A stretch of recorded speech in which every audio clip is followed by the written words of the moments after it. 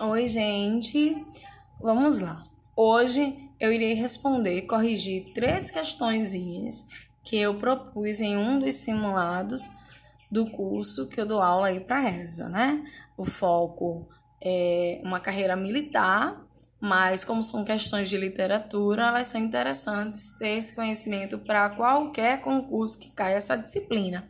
Achei consideravelmente algumas questões fáceis, outras de fato medianas, que ia requerer aí um pouco mais de conteúdo, né, estudo sobre as escolas literárias Parnasianismo e Simbolismo.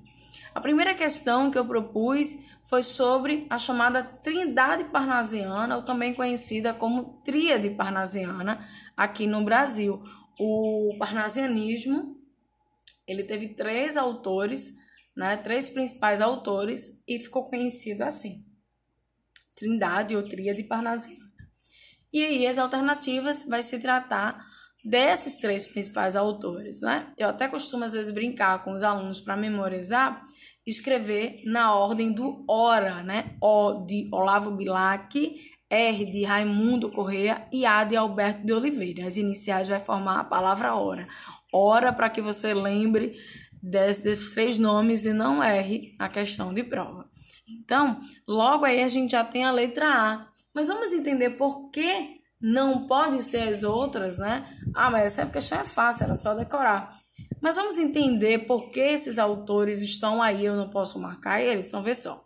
Na letra B, Gonçalves Dias é do romantismo, Castro Alves é do romantismo, né? Gonçalves Dias da primeira geração do romantismo, Castro Alves da segunda geração do romantismo e Olavo Bilac, parnasianismo. Letra C, eu tenho Olavo Bilac e Raimundo Corrêa do parnasianismo, mas Cruz e Souza é do simbolismo, por isso que eu não posso marcar.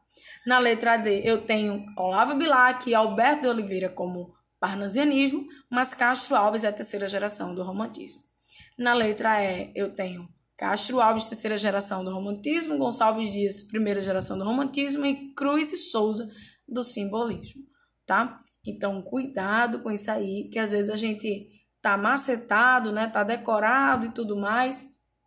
Porém, às vezes a gente acaba confundindo um nome ou outro, né? Um outro nome que os alunos costumam confundir é Álvares de Azevedo, do romantismo, segunda fase do romantismo, com Aloísio Azevedo, do naturalismo, que é uma escola que ocorre depois do romantismo. Então, cuidado com isso. Aloísio Azevedo, autor de O Cortiço Mulato, Álvares de Azevedo, autor de Noite na Taverna, Macário, Lira dos 20 anos, do romantismo. Tá bom? Vamos para a segunda questão? Então, aí, letra A. Na segunda questão, já é uma questão realmente que exigia maior atenção, maior estudo sobre o parnasianismo e o simbolismo, né? São 2 em 1, aqui eu tenho as 2 escolas aqui, porque eu tenho 2 sonetos, ou melhor, 2 estrofes que eu peguei de 2 sonetos. A primeira estrofe diz assim: mas que na forma se disfarce o emprego, do esforço e a trama viva se construa, de tal modo que ninguém fique nua, rica mas sóbria como o templo grego. Aqui é um trecho do soneto Vaso Grego, certo? De um dos autores do parnasianismo. Percebam no final dos versos a preocupação com a rima. Eu tenho um emprego, que é uma classe gramatical que a gente chama de substantivo. E no último verso eu tenho um grego, que parece, né, nos engana, parecendo que é a mesma classe, mas não é. Grego é um adjetivo. Então o parnasianismo, ele gosta desse tipo de rima, que a gente chama rima rica. Rima rara, perdão, que é um tipo de rara em que duas palavras de rima, tipos de rima, perdão, que você rima, mas as classes gramaticais são diferentes, porque é muito fácil eu rimar cão com pão, que tem o mesmo tipo de classificação morfológica, mas aí já é difícil eu rimar pão com telefonarão, que já é um verbo. Então, assim, por que é difícil? Porque cada verso também tem que ter a mesma quantidade de sílabas. Se você ultrapassa ou escreve a menos, já tem que mudar a palavra. E para mudar a palavra, acaba mudando a classe gramatical. Então, assim, os sonetos parnasianos eram muito bem elaborados e bem difíceis de serem elaborados, certo? Então, aí eu tenho características, sim, a linguagem formal, a preocupação com a rima rara, parnasianismo. Já no 2, eu tenho assim: do sonho as mais azuis de afaneidades, que fuligem, que na estrofe se levantem, e as emoções todas as castidades, da alma do verso, pelos versos cantem. Característica, assim, logo de primeira, eu tenho a palavra sonho. Fez referência ao sonho, eu estou falando do simbolismo. Fez uma referência ao metafísico, transcendental, eu estou falando do simbolismo. No terceiro verso, ele fala a palavra emoções, subjetividade. Simbolismo é subjetividade. Parnasianismo é objetividade. E a objetividade está na primeira estrofe e a subjetividade está na segunda estrofe. Portanto, aí eu tenho a letra A, né? Primeiro texto, parnasianismo, segundo, simbolista. Não pode ser nenhuma das outras alternativas, porque para ser Árcade, por exemplo, eu teria que fazer menção a elementos da natureza. Para ser um texto romântico, eu teria que fazer referência à morte, referência ao índio, referência à nação, referência a causas sociais. Perceba a temática de cada escola para que você possa deduzir de qual escola literária é esse texto ou excluir as possibilidades de quais escolas não são, né? Não podem ser. A terceira questão que eu pus nesse simulado foi essa daqui. Eu pus um pequeno trechinho de um soneto de Olavo Bilac, né, que diz assim: e sobre mim, silenciosa e triste, a Via Láctea se desenrola como um jarro de lágrimas ardentes. Sobre esse fragmento poético, não é correto afirmar. Não é correto, tá? Eu tenho aí letra A. A Via Láctea sofre um processo de personificação. O que é isso? Personificação é quando você dá elementos humanos a seres que não são humanos, a seres inanimados, né? Então, a Via Láctea é um sistema.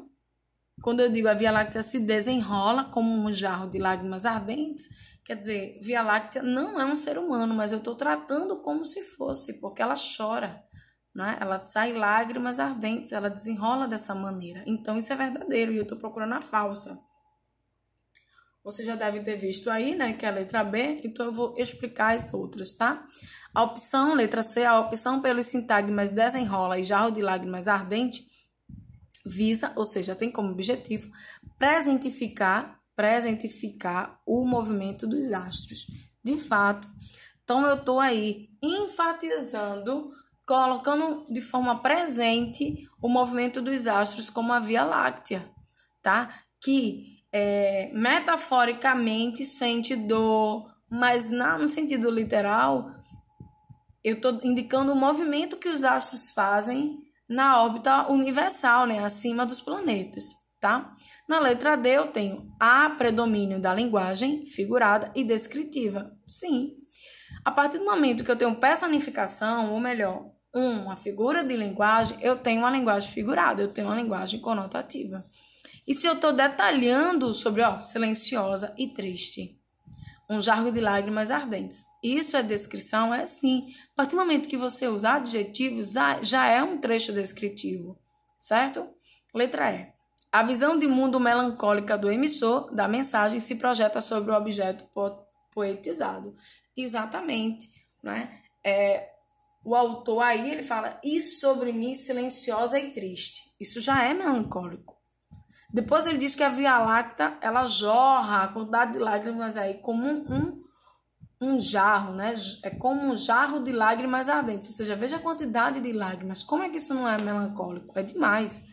Portanto, a opção que não está correta em relação a esse trecho é a letra B, porque diz a cena é descrita de modo objetivo, sem interferência da subjetividade do eu poético. Sem interferência. Eu sei que o parnasianismo tem como característica, gente, a objetividade. Mas, apesar de ter como característica a objetividade, é o autor que escreve há um eu lírico, há um eu poético, que vai ter, sim, de alguma maneira, uma intervenção subjetiva. Gravem isso, tá? Então, a partir do momento que ele fala assim, e sobre mim, eu já tenho a intervenção aí do eu lírico, de forma subjetiva. Por isso que a letra B aí tá errada. ok? Espero que vocês tenham entendido, compreendido essas 3 questõezinhas sobre esse conteúdo. Qualquer dúvida é só falar comigo no particular. Tchau, tchau.